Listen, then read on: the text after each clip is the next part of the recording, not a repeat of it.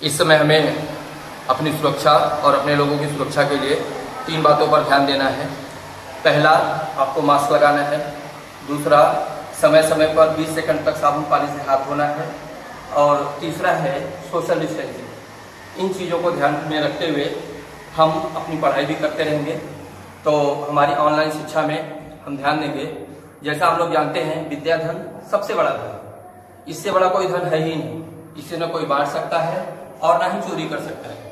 तो प्यारे बच्चों, हम लोग आज युगपत समीकरण का उपयोजन सीखेंगे। युगपत समीकरण का उपयोजन यानी युगपत समीकरण का हमारे दैनिक जीवन में क्या उपयोग है, उसे हम सीखने की कोशिश करेंगे। तो यहाँ हम देख रहे हैं कि 2 संख्याओं के बारे में, उदाहरण के माध्यम से 2 संख्याओं के बारे में हम सीख रहे हैं। 2 संख्याओं का योगफल है 97। बड़ी संख्या में छोटी संख्या से भाग देने पर भागफल 7 और शेषफल 1 प्राप्त होता है। तो जो हम एक युगपत समीकरण सीख रहे हैं, इसमें 2 समीकरण होते हैं, 2 चरांकों वाले 2 समीकरण होते हैं। ये पहला जो गणितीय कथन है, इसका गणितीय रूपांतरण करेंगे तो 2 संख्याओं का योगफल यानी x + y = 97 और बड़ी संख्या में छोटी संख्या से भाग देने पर भागफल 7 और शेषफल 1 प्राप्त होता है। इसे हम समझने के लिए थोड़ा सा एक छोटा सा उदाहरण देखेंगे। जैसे कि 2 संख्याएं हैं 13 और 6। जब इनको हम जोड़ेंगे तो हमें कितना प्राप्त होगा? 19। अभी ध्यान दीजिए, बड़ी संख्या में छोटी संख्या से भाग देने पर, बड़ी संख्या कितना है? 13। 13 में हम 6 से भाग दे रहे हैं। तो जब 13 में 6 से आप भाग दे रहे हो तो भागफल कितना है आपका? 2। यहाँ 6 दूनी 12 और शेषफल कितना बचा? 1। अभी आप जान रहे हैं यह आपका जो है वो क्या है? भाजक। ये आपका है भाजक, ये आपका है भाज्य यानी जिसमें हम भाग देते हैं, और यह जो है आपका है भागफल। यहाँ पे आपका भागफल और यहाँ पे आपका क्या है? शेषफल। इन्हीं चीजों को मिला के एक हमारा समीकरण बनता है। तो समीकरण क्या है? भाज्य बराबर भाजक गुणे भागफल धन शेषफल का शेषफल है। इसे आप इसमें से ढूंढिए, भाज्य कौन है, भाजक कौन है, भागफल कौन है, शेषफल कौन है, और उनके उचित स्थान पर रखिए। जैसे भाज्य, तो मैं देख रहा हूं यहाँ पर हमारा भाज्य कितना है? 13। यहाँ लिखिए 13 बराबर भाजक कितना है हमारा? देखिए भाजक 6 है, गुणे भागफल कितना मिला हमें? भागफल देखिए यहाँ पे भागफल कितना आपका? 2 है, और धन शेषफल कितना है? देखिए 1 है। इसे हम लिखे। अब थोड़ा सा यहाँ छोटा सा ध्यान देना होगा हमें कि यह 13 बराबर 13 के होना चाहिए, तो ही यहाँ बराबर का निशान चल पाएगा। अब गुणा और जोड़ एक साथ में, तो आपको ध्यान देना होगा, पहले हमें गुणा करना है। 6 दूनी 12 या 2 छक 12 और उसके बाद 1 जोड़ेंगे, कितना आएगा? 13। तो यहाँ भी आपका 13 आ रहा है और यहाँ भी 13 आ रहा है। यानी ये जो हमारा नियम है वो बिल्कुल सही है। इसी के आधार पर हम यहाँ पर अपना दूसरा जो गणितीय कथन है, बड़ी संख्या में छोटी संख्या से भाग देने पर भागफल 7 और शेषफल 1 प्राप्त होता है, उसका समीकरण बनाएंगे। तो जरा आप ध्यान दीजिए, मैं यहाँ पर लिखता हूँ। अब हम अपने सवाल को हल करने की दिशा में आगे बढ़ते हैं।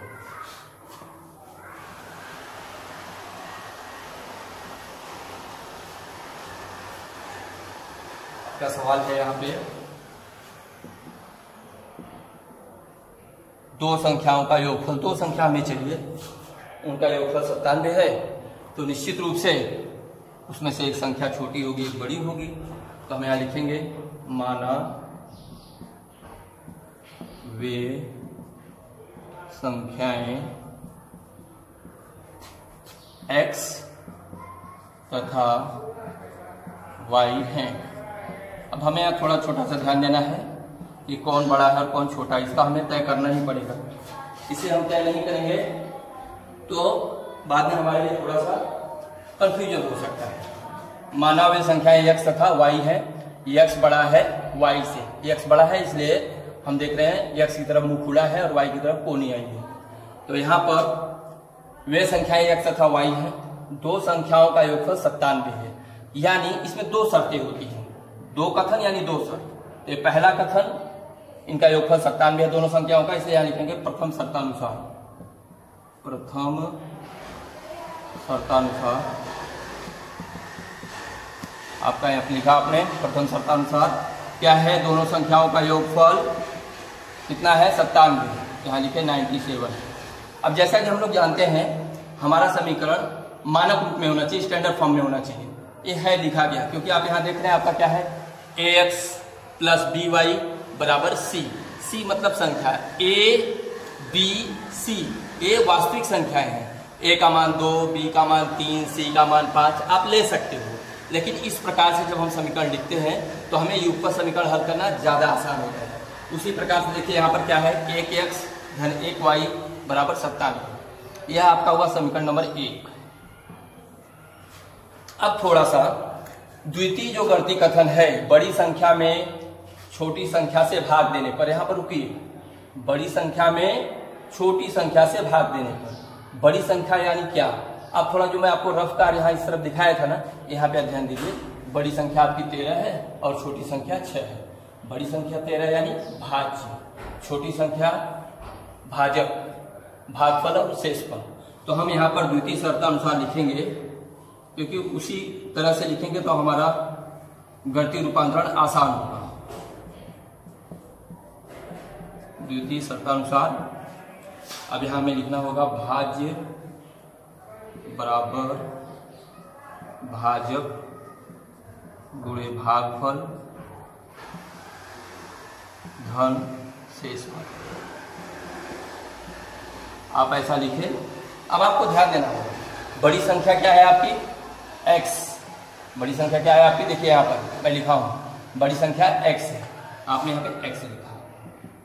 छोटी संख्या क्या है, भाजक होगी, क्योंकि यहाँ पे कहा है बड़ी संख्या में छोटी संख्या से भाग देने पर, आप जिससे भाग देते हो उसको हम भाजक करते हैं। तो कितना है आपका, वो y हुआ, गुणे भागफल कितना है, ठीक उसके सामने देखिए लिखा हुआ है, भागफल कितना आपका 7 है, भागफल आपका 7 है, भागफल 7 है, तो गुणे 7। धन शेषफल कितना है, आगे चलिए क्वेश्चन को पढ़ते हुए, और शेषफल 1 प्राप्त होता है।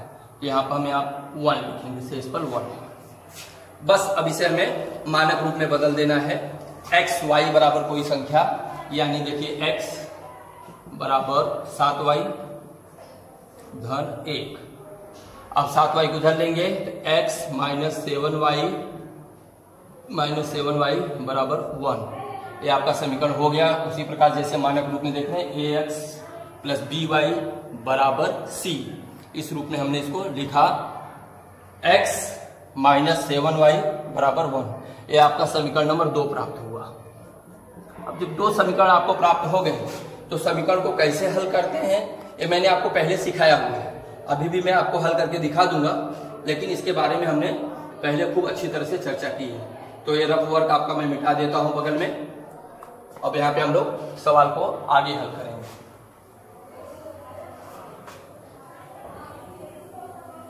इसको, इस उदाहरण को ध्यान में रखेंगे, भाज्य बराबर भाजक गुणे भागफल धन शेषफल, इससे संबंधित कभी भी क्वेश्चन होंगे तो आप कर सकते हैं।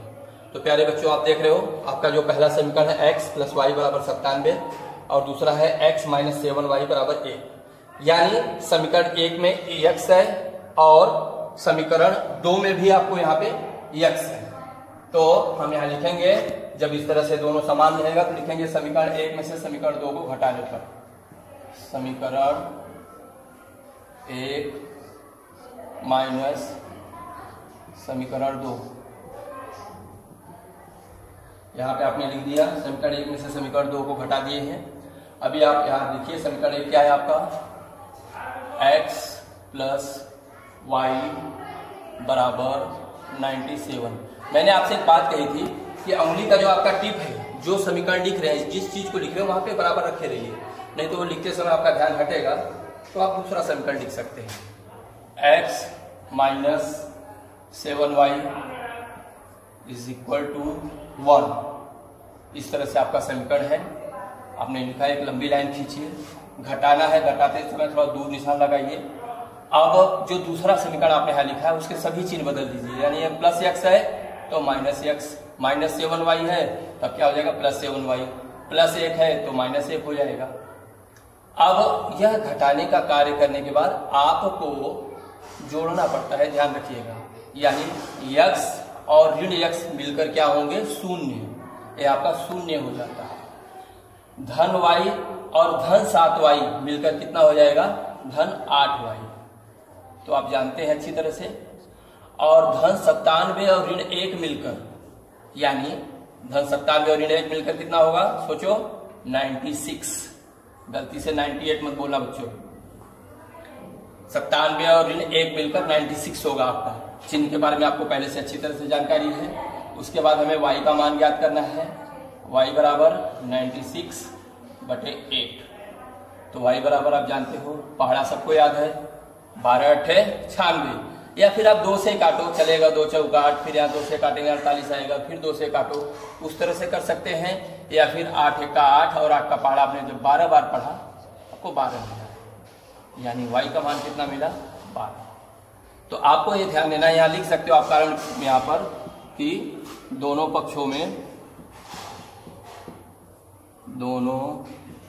पक्षों में किससे भाग दिया आपने 8 से, दोनों पक्षों में 8 से भाग देने पर आपने ऐसा कारण लिख दिया, तो आपको भी ध्यान रहेगा। अब आपको y का मान मिल गया, अब आपको ध्यान रखना y का मान मिला, इसको समीकरण 1 या समीकरण 2 जिसमें भी आप रखना चाहे, जिसमें भी आपको आसान लगे आप उसमें रख सकते हैं।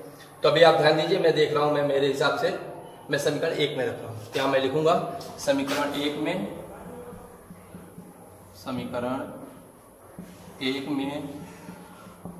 y बराबर 12 रखने पर आपने यहां पर रखा। अब देखिए समीकरण 1 आप यहां लिखना पड़ेगा आपको, x + y बराबर 97, x + y का मान है आपका 12 बराबर 97, यानी x बराबर 97 - 12, यानी x बराबर कितना मिला आपको सोचो, घटाओ 97 में से 12 85, आपका 85 है यहाँ पर, यानी आपको x का मान मिला, y का मान मिला। इसका थोड़ा सा हमें जांच परख करना जरूरी है कि क्या हमने जो सवाल सही किया, उत्तर प्राप्त किया है, हल प्राप्त किया है, x और y का मान ये सही है या गलत है। तो इसके लिए बहुत आसान तरीका है, आप अपने मानों को x और y को मान को समीकरण 1 में रखिए। x का मान आपको 85 मिला है, y का मान मिला है 12, 85 में जब आप 12 जोड़ेंगे आपको 97 मिलेगा। ठीक उसी प्रकार से आप यहाँ भी चेक कर सकते हैं, x का मान कितना है, x का मान 85, y का मान कितना है, y का मान 12, तो 12 × 84, और 84 में 1 जोड़ोगे तो कितना आएगा 85। मतलब किसी भी स्टेप पे आप चाहो कहीं भी रख के आप चेक कर सकते हो, यहाँ रखना है यहाँ रख लो। चलो x का मान कितना आपको मिला है 85 आप देख रहे हो, x का मान 85 है, यहाँ रखे, और y का मान कितना है 12, तो 12 × सोचो, पहाड़ा आपको ध्यान होना चाहिए, 12 × 84, 85 में से 84 घटाओगे कितना आएगा 1। मतलब पूरे प्रश्न में कहीं भी जहां भी आपको समीकरण बराबर का चिन्ह दिख रहा है वहां पे आप x और y का मान रखोगे तो आपका मान सदैव समान आएगा। इसमें आप अपने उत्तर को भी लिखना जरूरी है, यहाँ नीचे आप लिख सकते हैं कि यहाँ पे मैं थोड़ा लिख देता हूं, यहाँ उत्तर लिख दे रहा हूं आपका, वे संख्याएं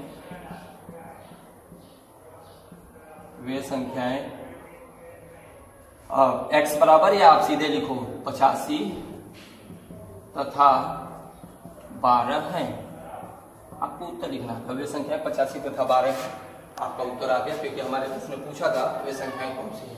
तो प्यारे बच्चों, थोड़ा सा संक्षिप्त जानकारी इसके बारे में थोड़ा सा फिर से देख लो। आपका प्रश्न क्या था, आपका प्रश्न है कि इन्हीं दो संख्याओं का योगफल 97 है और बड़ी संख्या में छोटी संख्या से भाग देने पर भागफल 7 और शेषफल 1 प्राप्त होता है।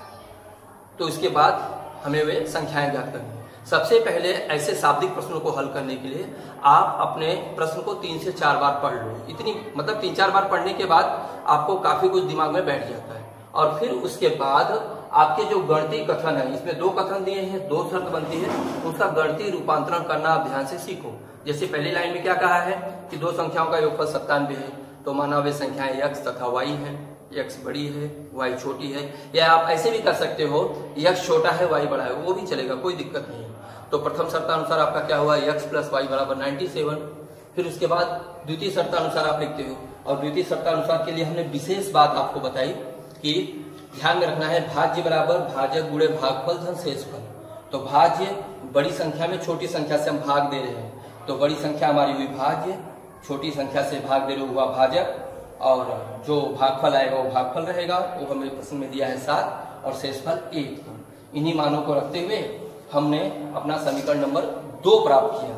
लेकिन ध्यान रखेंगे हमारा समीकरण सदैव मानक रूप में लिखिए, यानी आपके मानक रूप 2 तरह से लिखे जाते हैं, ax प्लस बी वाई बराबर c, या ax plus B Y plus c बराबर 0। तो ज्यादा आसान आपको क्या होता है, ax प्लस बी वाई बराबर c लिखना। इसमें a b c वास्तविक संख्याएं हैं, वहां पे कोई भी मान आ सकता है। उसी चीज को ध्यान में रख के मैंने यहाँ लिखा, देखिए ax प्लस बी वाई। आप कहोगे कि सर आप बता रहे हैं माइनस, आप प्लस हमेशा बोलते हैं। भाई प्लस और माइनस मिलकर के माइनस होता है, तो यहाँ पे हम सदैव प्लस का चिन्ह रखते हैं। इसको मैं और कैसे लिख सकता हूँ आप देख लीजिए, जैसे कि आपकी बात के हिसाब से x plus 7y is equal to 1। अब 7 इसका मान क्या है, 7 का माइनस, अब प्लस कोष्टक मतलब गुणा, प्लस और माइनस का गुणा माइनस, फाइनली आपका क्या हो जाएगा x माइनस 7y बराबर 1। 3 चीजों को हम पहले पढ़ चुके हैं, तो ज्यादा विस्तार में न इनको ध्यान देकर जो हमें हमारे प्रश्न में ज्यादा आवश्यक है उस पर हमने जोर दिया है। तो आप यहाँ देख रहे हैं कि आपके दोनों समीकरण तैयार हो गए, और फिर समीकरण को कैसे हल करते हैं इसके पहले आपने देखा हुआ है। अब इसी कड़ी में मैं आपको एक प्रश्न और हल करके दिखाता हूँ, आप ध्यान से देखेंगे तो आपके लिए मैंने पहले से श्यामपट पर यहाँ पर क्वेश्चन लिखा हुआ है। आप देखेंगे किन्हीं 2 संख्याओं का योगफल 60 है, बड़ी संख्या में छोटी संख्या से भाग देने पर भागफल 3 और शेषफल 8 प्राप्त होता है। वे संख्याएं ज्ञात करो। बहुत ही आसान है बेटा, इसको आप 2-3 बार पहले क्वेश्चन पढ़ो अच्छे से। किन्हीं 2 संख्याओं का योगफल 60 है, बड़ी संख्या में छोटी संख्या से भाग देने पर भागफल 3 और शेषफल 8 प्राप्त होता है। तो जब 2-3 बार इसको जरा पढ़ लेंगे तो आपका कंफ्यूजन नहीं रहेगा, क्योंकि आप एक पहले प्रश्न किए हैं तो उसका मान इधर का उधर ना हो, उसके लिए मैं यहाँ पे आपको जो यहाँ पे अभी क्वेश्चन पढ़ के मैं आपको बताया उसी को फिर से हल कर दे रहा हूँ। लेकिन आप जरा मेरे साथ ध्यान लगाए रहिए, क्योंकि पहले क्वेश्चन में मैंने जो आपको बातें बताई हैं, अगर ध्यान में रखेंगे उस बात को, तो दूसरा क्वेश्चन आप और आसानी से समझ पाएंगे। तो जो दूसरा उदाहरण मैं आपको दे रहा हूँ, कि दूसरा उदाहरण यह है कि किन्हीं 2 संख्याओं का योगफल 60 है, तो यहाँ लिखेंगे माना। अब देखो हम हमेशा एक्स वाई का यूज करते हैं। आप कहोगे सर आप हमेशा एक्स वाई का प्रयोग करते हैं। भाई आप यमन का प्रयोग कर लो, ए बी का प्रयोग कर लो, सी डी का प्रयोग कर लो, चलेगा। क्रमिक अक्षर कोई भी आप 2 ले सकते हो। चलन में ज्यादा हम लोग एक्स वाई का ही प्रयोग करते हैं। तो माना वे संख्याएं एक्स तथा वाई हैं। ये तो मैंने अभी पहले थोड़ा समय पहले आपके लिए लिखा, और उसमें मैंने लिखा है x बड़ा है y से। इसको आपको लिखना पड़ेगा। तो x बड़ा है और y छोटा है, तो वे संख्याएं x तथा y हैं। अब पहले कथन में हमारे कहा गया है कि किन्हीं 2 संख्याओं का योगफल 60 है, यानी पहला कथन मतलब उसके लिए पहली शर्त लगेगी। इसलिए प्रथम शर्तानुसार इन सब चीजों को आप साफ साफ स्पष्ट लिखेंगे तो ज्यादा अच्छे अंक आपको प्राप्त होंगे। तो x प्लस वाई बराबर 60 है, समीकरण नंबर 1। प्यारे बच्चों, ax प्लस बी वाई बराबर c, जैसा कि हमने शुरू में ही आपको समझाया, ये मानव स्वरूप में हमने समीकरण लिखा गया है। अब दूसरी वाली लाइन पे हमें ध्यान देना है। दूसरी लाइन आपकी क्या है, आप जरा प्रश्न पे ध्यान दो। पहली लाइन तो मैंने आपको समझाया कि नहीं 2 संख्याओं का योगफल 60 है, बड़ी संख्या में छोटी संख्या से भाग देने पर। आपको यहाँ ध्यान देना होगा। देखिए मैं यहाँ लिखा हूं, बड़ी संख्या आपकी x है और छोटी संख्या y है। बड़ी संख्या में छोटी संख्या से भाग देने पर भागफल 3 और शेषफल 8 प्राप्त होता है। तो वे संख्याएं ज्ञात करो। तो अब यह आपकी द्वितीय शर्त तैयार होती है। द्वितीय कथन यानी द्वितीय शर्त। द्वितीय शर्तानुसार, आपको यहां ध्यान देना है, द्वितीय शर्तानुसार। तो इसमें हमें भाज्य बराबर भाजक गुणे भागफल